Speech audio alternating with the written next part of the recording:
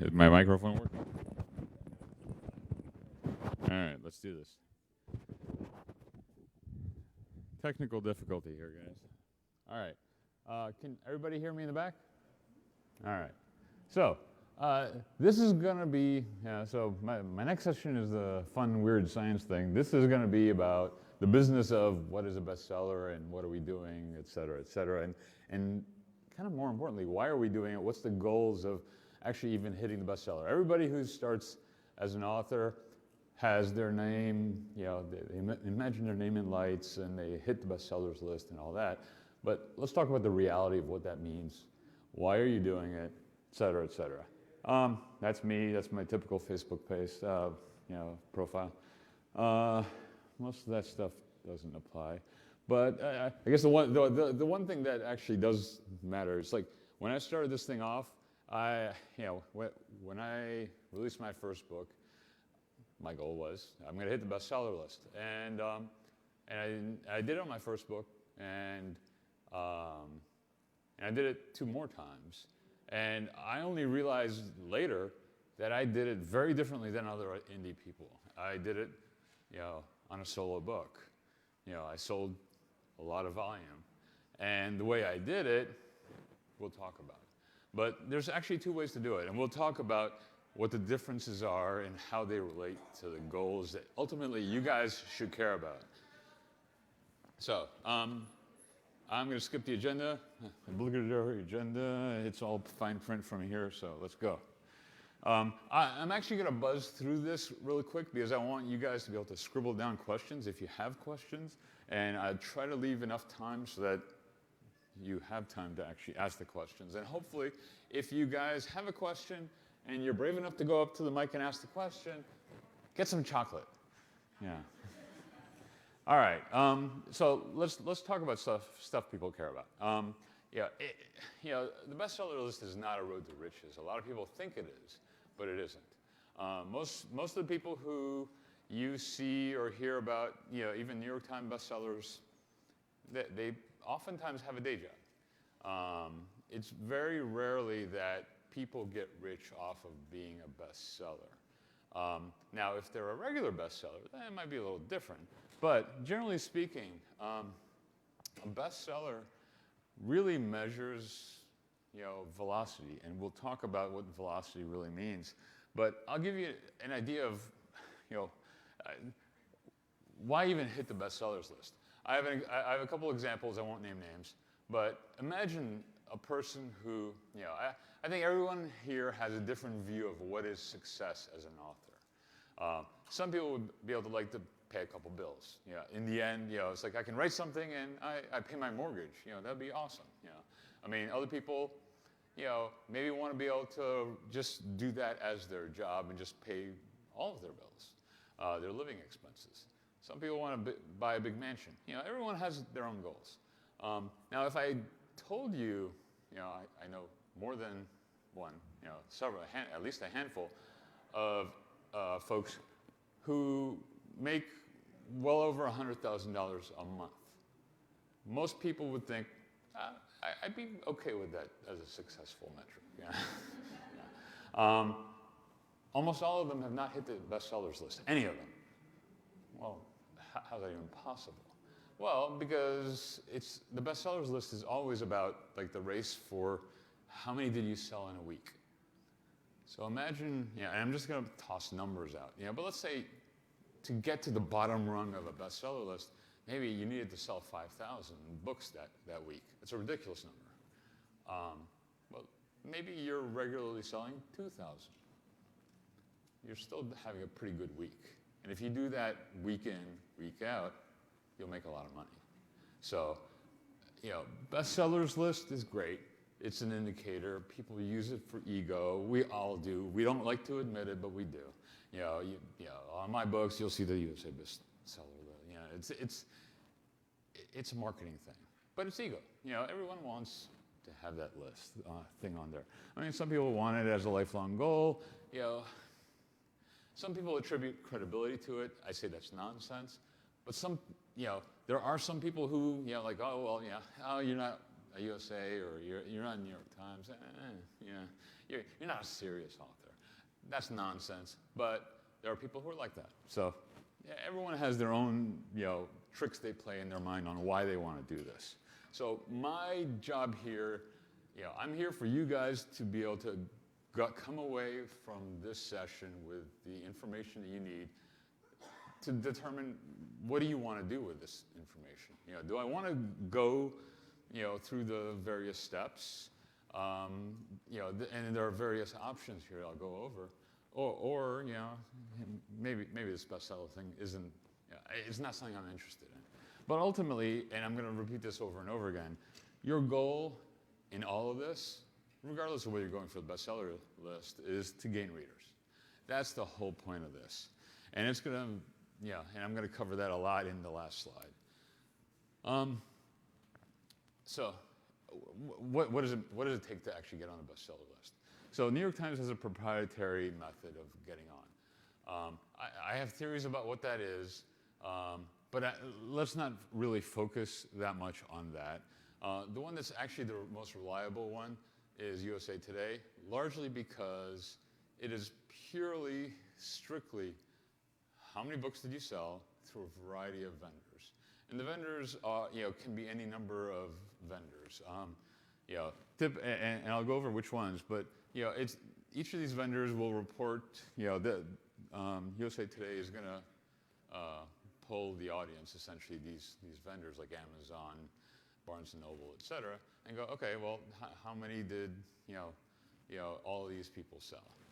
Now, and just FYI, if you go on an Eventi app, all these slides are downloadable, so you're not missing out on anything here.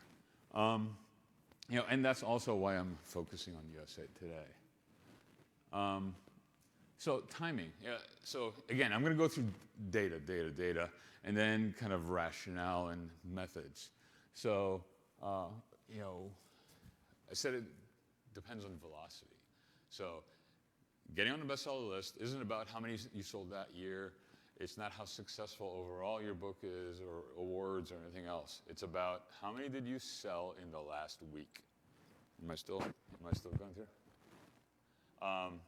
And so USA Today measures it, a little differently than New York Times. New York Times has this strange Monday to Monday measurement. USA Today starts on Monday, ends on Sunday. Literally, however many books you sold during that time period is what counts. Now, one thing that I don't necessarily, I don't think I say it in the slides, but what you'll often see is in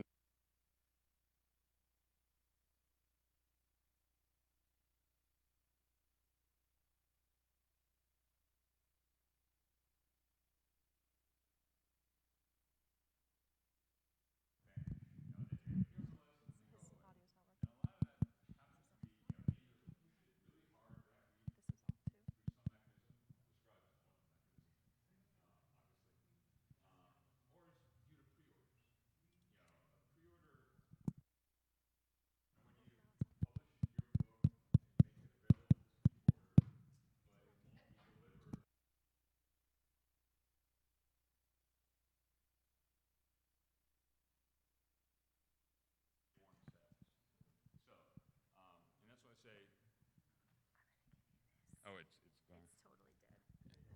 All right. Hello? Okay. Sorry. No problem. Grab your hip there. Okay. So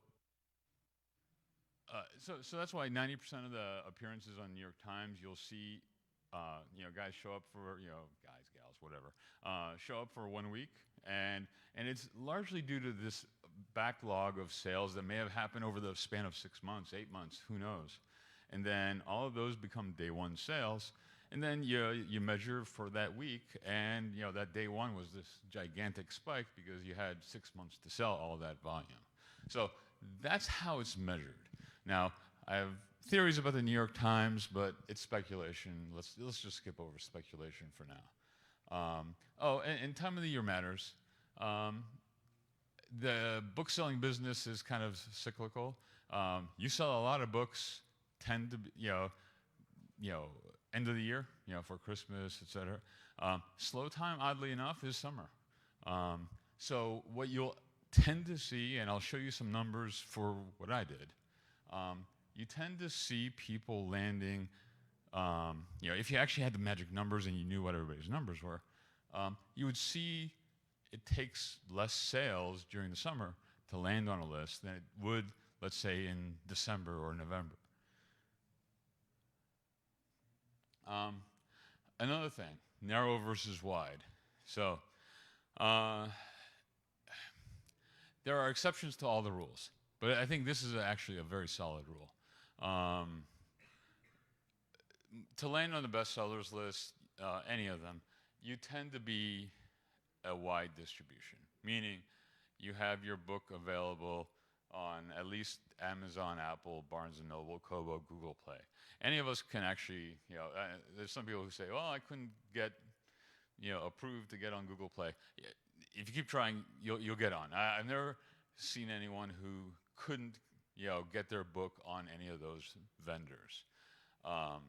And it matters because when you do promotions and stuff like that, there's some people who, even though Amazon sells a lot, there are some people who are like, I'm not buying anything from Amazon ever. Okay, fine.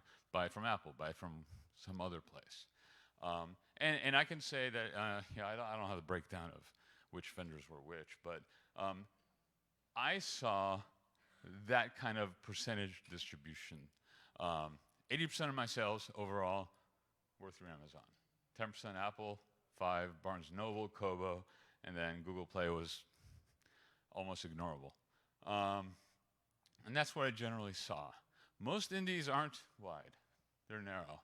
And I can tell you from personal experience, you actually, most indies find that they sell more narrow because you get page reads and stuff like that. And I'm not going to go over what page reads are, but essentially, there's lots of reasons why indies don't go wide.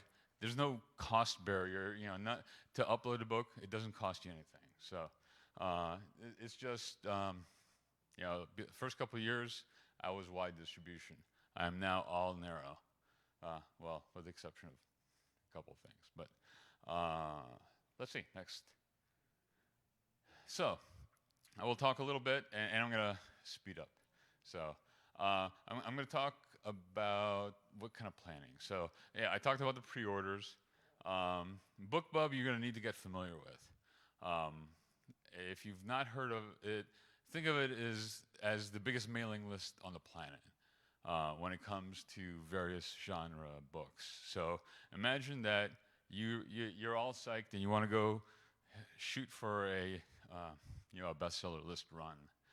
And you're going to go, okay, let's see if I can get BookBub to approve my, so the way it works is you say, hey, I've got this book. I want BookBub to advertise it for me to their mailing list. They're very picky. So it's hard to get approved for BookBub. But with enough effort and enough trying and a nice cover and all the other stuff, I'll talk about it, you can get it. I mean, I got on a lot. But you need to be wide distribution. It's a lot rarer for people in narrow distribution to ever get a BookBub deal. But imagine a BookBub deal is something like, I'll talk about the numbers, but imagine paying a lot of money and then you get thousands of sales just from a mailing list. It's ridiculous, but it's true. And it's it's an ingredient in a strategy on how to go about getting onto the bestsellers list. And the point is that when you're doing this is all about getting more readers. This mailing list are, there are people you don't know, and there are people who you probably would never normally contact or be able to reach, but you want to. You want to attract every reader, and especially if you have multiple books, because ultimately any book you sell to someone you don't know, you have an opportunity for that person to go, hey, you know what, I really like that Rothman's book. What else does he have? And they start looking and they go, oh, well, let me try that one. So it's not really about the immediate sales that you get from this run. It's about the long-term customers that you get as an author. Everything matters. You know, you need a well-received book. You need to have some reviews, blurbs, good descriptions, etc. We'll talk about all that. So I ignore the video. I have that there more as a eye candy because you want to. If you don't have a mailing list, you want to develop one. So the video is largely just as an example of something where I have an ongoing low burn, meaning low cost, ad, you know, that brings in people for my mailing list. So, which I'm like, okay, great. You know, and I'm constantly building my mailing list because, you know, BookBub may have millions of people on their mailing list. Your mailing list will not be that large. Mine is not that large. But you want to build it because once you have people on the mailing list and they're interested in what you're doing, it's free advertisement for you, essentially. So you want to develop a mailing list. There are various paid services, which are other mailing lists. You know, BookBub is a paid service. There are other mailing lists out there that are of varying sizes and target certain genres. You'll probably want to get to know what those are. When you download the slides, I have an example that gets you to our URL that shows a whole list of them. But like I said, BookBub is central to one of these kind of runs. You want to develop your social media presence.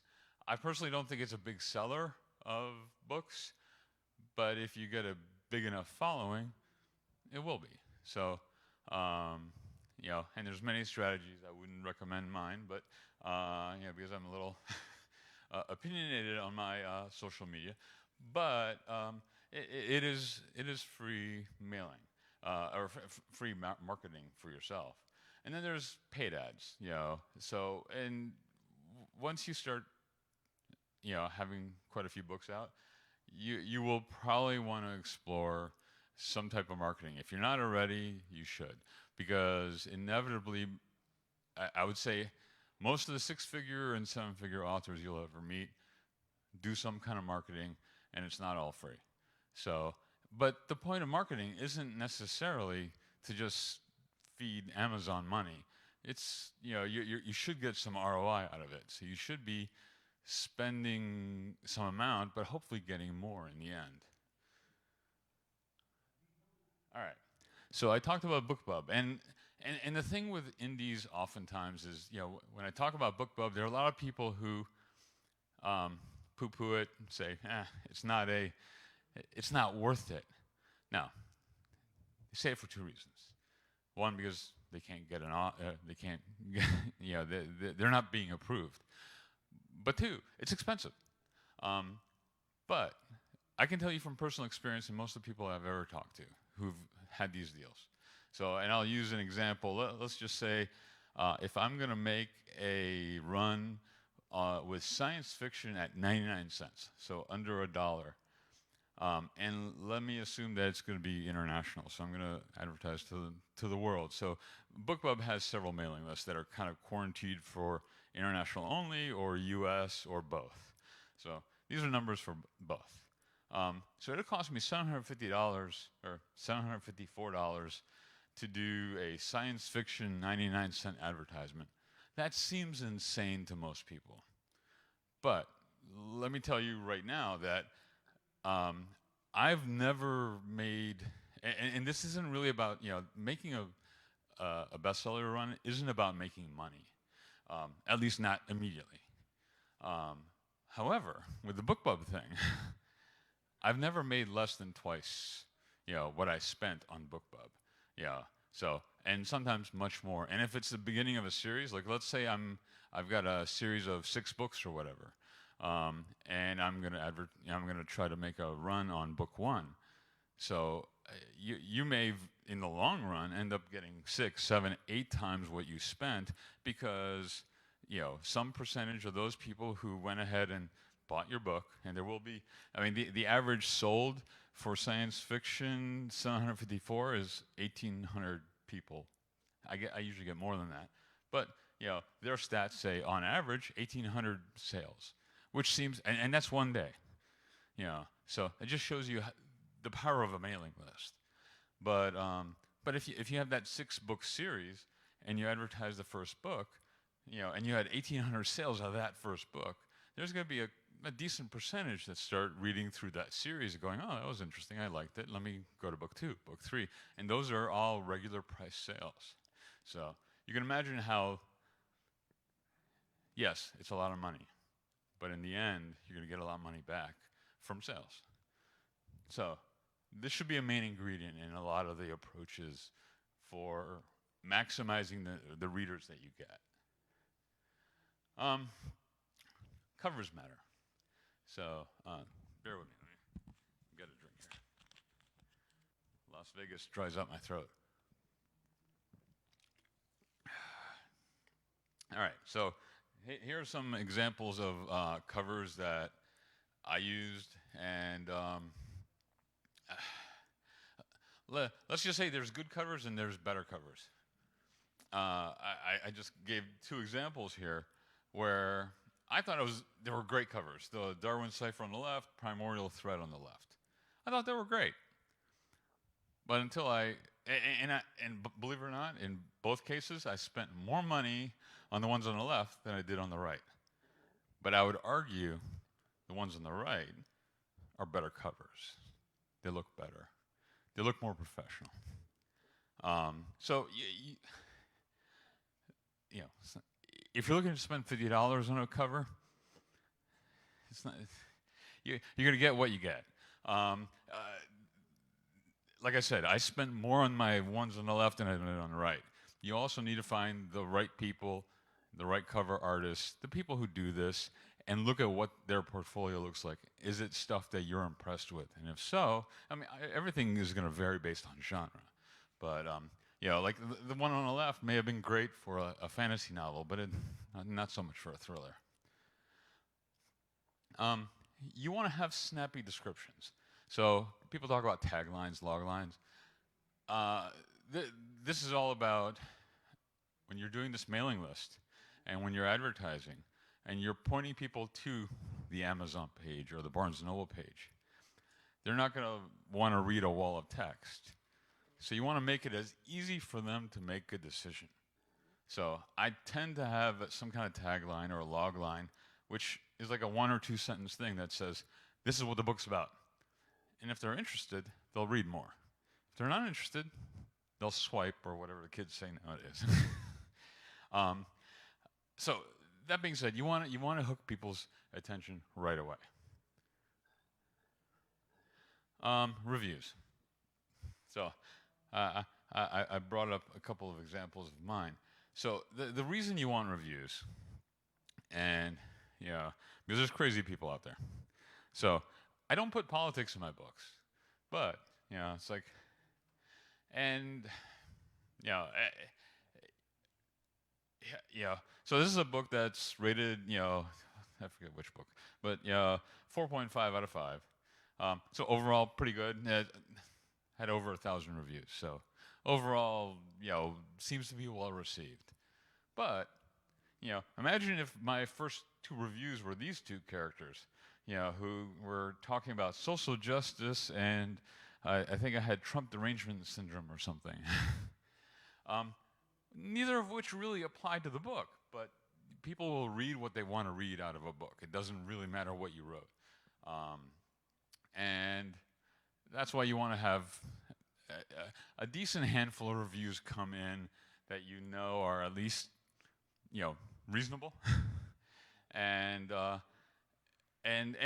most of the mailing lists and stuff like that, and a purchaser. If you're going to go to a book and you're going to go, okay, well, that sounded interesting. Let me go to the Amazon page, and you see it's got 1.5 stars. Like, are you going to buy that book? Maybe not. So reviews do matter. The quantity, I would say if you have 20 or more, you're in the ballpark. You're fine. But realize that you're going to get a crazy person in there. Hopefully, they don't come in too early. But it just means you want to have a decent star rating on the book, and you want to have some reviews, because think of it as a reader. If you're going to buy a book, what makes your decision for you? And sometimes the community will make the decision for you. Numbers. This is where it gets interesting. So I did talk about some of this stuff. So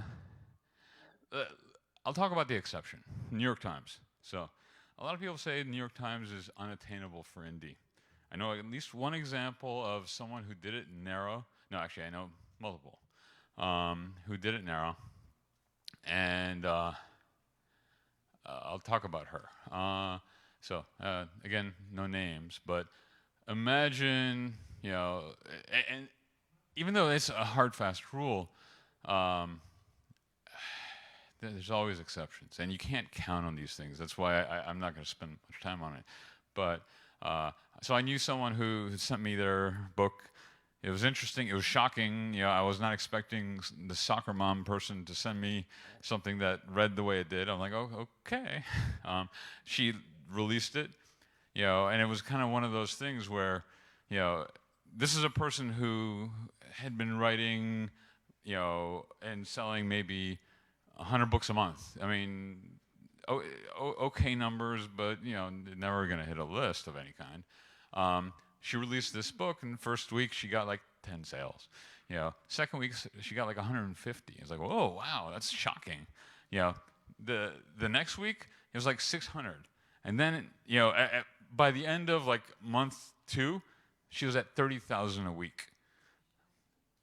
She hit the New York Times, and then she got a 7-figure traditional publishing deal because they wanted to buy, a trad pub publisher wanted to they noticed, and she hit like number 3 on New York Times, and they were willing to fork over a good amount of change for the rights to the series. Buy that book and the next 2. So it can happen. It's just you never count on such things ever happening.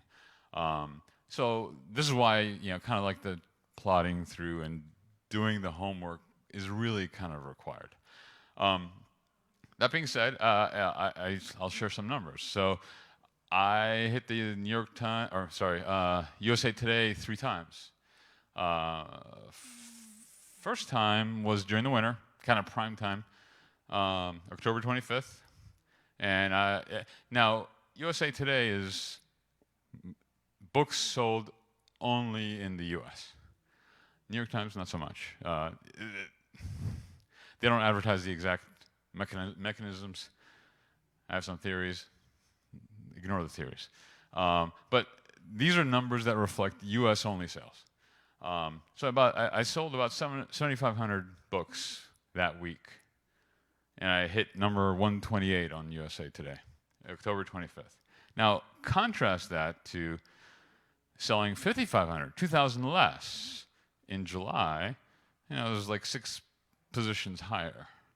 And then, just a month and a half earlier, I sold 7,300. Actually, I sold, so 7,300 in the U.S., and I hit 88. So, gives you an idea of the seasonality of book sales. It does matter. Now, obviously, that's not to say that if you get a BookBub deal and the stars align and you're looking at a Christmas season sale, I wouldn't not do it. It's just going to be harder. Just understand what you're getting yourself into. And again, no matter what, even if you fail at hitting the list, the first goal is always about getting more readers. And a failure at making the list is still a success if you've gained more readers. Because in the long run, your readers are going to, if they like your stuff, they're going to buy more of your stuff. So, personally, I was insane for going and doing a lot of this stuff with 1 book out because they had nowhere else to go. It was like, okay, well, he's one and done. But I did more afterwards. Now, one thing that people don't often cover, but I think it's really important, and this is irrelevant to the bestsellers list, it's very relevant to sales in general, is the also bought. This is kind of like free advertising. So imagine Someone who reads Dean Koontz all the time suddenly buys, an M.A. Rothman book. Oh, great. Now, if enough Dean Koontz readers suddenly go ahead and buy M.A. Rothman books, you might go to a Dean Koontz area, book on Amazon, let's say, and you'll see one of my books show up. It's like, how did that happen? I didn't pay for it. It's not a sponsored ad. It's just like, hey, if you're looking at a Dean Koontz book, the system knows, Dean Koontz readers seem to like this M.A. Rothman or whoever, and they'll show the book, which is great for me or for any of you guys, because it's free advertising. And it's free advertising on probably a popular book.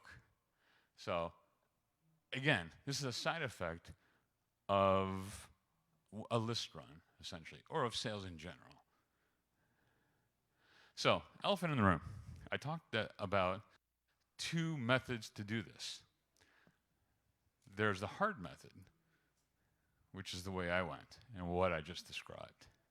There's an easy method, but there's 2 really different outcomes. Both of them may result in getting on the USA Today or New York Times or whatever. Less likely New York Times, but say USA Today. But remember, that primary goal of ours is to actually gain readers. So the 2 methods, an easier one, it's kind of, they call it bundling. USA Today still supports this. It's basically when literally 20 authors get together, they put together one gigundous ebook, 2,000-page ebook or whatever, or maybe more than that, and sell it for 99 cents. And all 20 authors, run their little hearts out trying to market to everybody they know. And, it's an easy way. And it doesn't necessarily require BookBub because you got 20, dedicated authors trying to sell stuff to their audiences, and that can work. And it can land you on the USA Today. But going back to that goal, gain readers. Now, I'll posit, and this is not an advocacy or denigration of the method, but I look at it going this way, is that, what if I'm book 18 in that gigantic ebook? And a person who buys the book, reads the book 1, and was like, oh, that was pretty good. Book 2, no, that was pretty good. Book 3, that really, really sucked. I didn't like that at all. And he just stops reading. He only spent 99 cents. Why does he care? he's done. Your book will never get read. You'll never get another, you've not gotten a reader. You've got it on paper, but ultimately you didn't get an advantage. So if you're book 1 on that list, well, yeah, great. That's awesome. But you can't predict that. So that's why I don't. Yeah, if you're doing it for the ego and you don't care about the readers, I totally get why people do this. But I think ultimately, if you're trying to gain readers, you want to do kind of the process that I talked about, which inevitably, even if you don't make the list, all of those sales were attributed only to one person, the author. And that author hopefully has other stuff out. So that's why I would typically recommend that people do a run once they have other things for those people who just bought their book to go look at and read. So, because I think that becomes very useful.